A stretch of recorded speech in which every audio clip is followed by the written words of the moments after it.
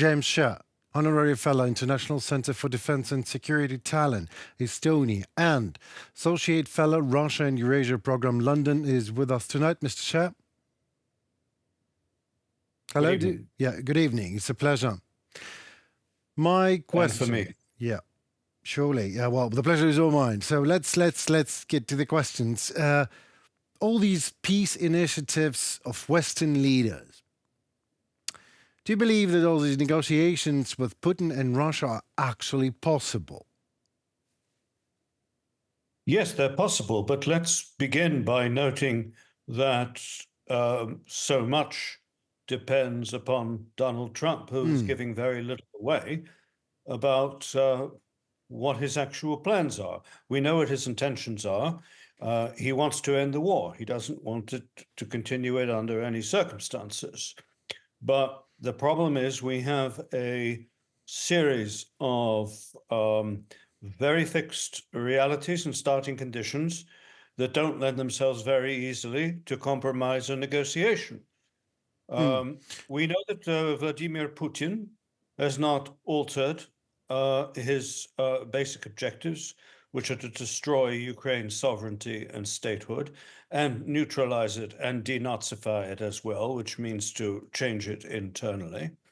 We know that the bare minimum primordial interests of Ukraine are to preserve its sovereignty and statehood and to do so by tangible means, which either means NATO membership or hard treaty-based defense guarantees outside NATO. So what is very clear is that whatever Trump's plan is, it is not going to produce peace in 24 hours or anything like it. His plans and intentions will collide with reality sooner rather than later. And the question then is what happens next? And that is where Europe's role becomes very interesting, but also the role of some people in his administration whose position towards Ukraine is more positive than many think. I'm speaking about his national security advisor and Marco Rubio, his nominee, who will almost surely be confirmed for Secretary of State. And then there is Europe. I'm persuaded in my own mind that if Trump plans, either as simply in the form of a threat or a means of pressure, to cut Ukraine loose and curtail all US assistance to Ukraine, that Europe is not going to go along with that. Europe is not going to go along with enforced neutrality either. But the question is, how does Europe actually establish its influence and leverage, both over Trump and over Russia? And in order to do that, and I think this is well understood amongst most of the key players now, Europe has to meet Trump's basic condition, which ought to be our basic condition, that it put itself in a position where it can bring its proper weight into the scales when it comes to providing defense and security on the continent. And that means much higher levels of defense spending. It means some serious internal efforts to get its notional capacity, turn its notional capacity in defense and technology into something cohesive and real. It requires all these difficult things. And I think that today, compared to a year ago, it's impressive to what extent the will to do these things is actually there. I agree with that. You actually just answered my next question. The European security policy, how the war in Ukraine changing and what it is now, and how the new U.S. administration may affect it. You already answered that. I mean, Europe, collective Europe needs a new security policy of sorts. let's slide to another question. But do you believe the United States and Europe can put a pressure onto Russia and get a result? Not just putting a pressure and saying and calling, but to get a firm result of that pressure. Is that even possible? I have no doubt. But I have no doubt of that if the will is there. Right. Well, if the will is there. And the means either exist now or they can exist in a relatively short period of time. I mean, let me give you one example about something that we did not speak about enough. Europe on its own, without the United States, can make a decision to unfreeze Russian assets and transfer them to Ukraine. The sums of that are enormous. This does not require US consent. I'm not saying Trump will like it, but this is an indication of how much power Europe has if it's willing to use it. There's also the question of NATO. The Secretary General of NATO is supposed to represent a consensus, but both this Secretary General and the previous one have made it very clear they're going to uphold previous NATO policy, and NATO policy is predicated on ultimate membership of Ukraine and NATO, which is something Russia flatly objects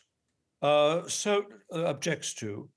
So leverage is there, but there's a key distinction that I think we lose sight of, and that is the distinction between Russia's willingness to agree to something. Oh, yeah, absolutely. And its willingness to accept it.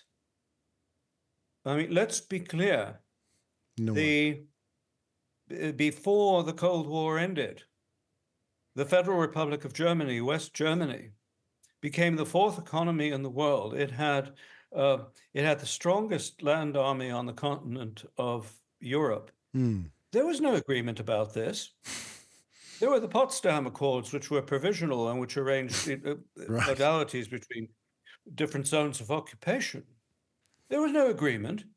These were facts that were established in the end by the consensus of Europe, underpinned by the power of the United States, and came very close to war at one point in Berlin in 1948-49. And the Soviets had to accept it. They never agreed to it.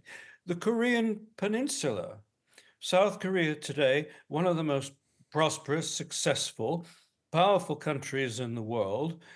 There was no agreement about any of this. It has a defense treaty with the United States. There's no agreement about any of this. No. The war was simply ended by an armistice. That peace has lasted since 1954. Why? Because the correlation of forces has made it possible to preserve that peace. Well, exactly. I mean, I absolutely. There's nothing I can disagree with you here. Absolutely, just maybe the lack of will from Europe's. If you said it, if the will is there. If the will is there, Europe can do all sorts of things to deter Putin, to make him go away, or to persuade him of sorts, or without any of consent from his side, just to make him do things. Because what I see now is nothing. It's more like talking, almost nothing. But I think you will agree with me. If things are not done in full, they're not done enough, then nothing is done. So maybe, all right, let's say the will is there. And the means are also there. But we heard the saying, just peace for Ukraine. And we in Ukraine know what it means. But do you believe, sir, that anyone in the West and in Europe and in America actually cares for that peace to actually be just for Ukraine?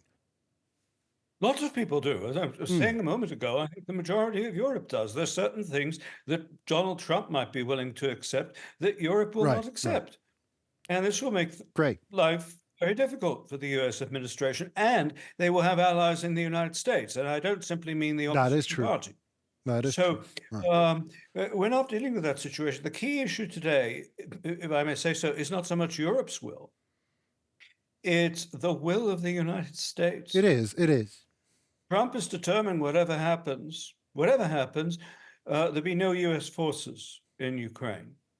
A number of European states are talking about creating an effective buffer sanctuary in certain western oblasts of Ukraine Right. with air defense capabilities and some forces on the ground.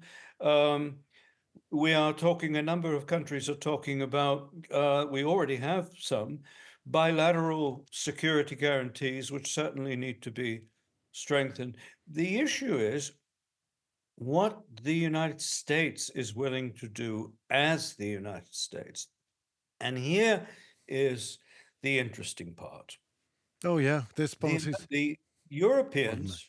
Europeans, I think, stand a good chance of meeting American demands, very just demands in our collective interest, to provide much more for our own defense. But once we do that, that doesn't mean that we then have to do what the Americans want. One of the reasons for doing that is that we acquire the ability to do what we want. And as this reality becomes clear in the United States, I think some adjustments are going to be inevitable. So when Trump defines his intentions, we hope sooner rather than later, it's not the end of the story. No, it's not. You're right. And also, let's add another factor, which I don't really need to add for your audience. Whatever is agreed outside Ukraine, Ukraine is not going to agree to die. Oh yeah, I know that. The only route to accepting Putin's objectives, such as they are, is through slaughter. Ukraine is not going to agree to what Russia wants. No Ukrainian government can afford to agree to what Putin wants. That's a reality as well. So let's not play Russia's game by forgetting that Ukraine is a key, if not the key actor in its own drama. Sir, thank you so very much for that, for the key. I love it. The key to the castle, the key to the just peace. Amen to that. And thank you so very much for your time and for your experience. You just cleared the fog for our audience. I just remind you, it was James Sherr, Honorary Fellow, International Center for Defense at Tallinn, Estonia. Thank you so very much, and we hope to talk to you soon. Thanks a lot, and see you soon in person, I hope. I hope so Bye-bye. very much. Thank you. Goodbye.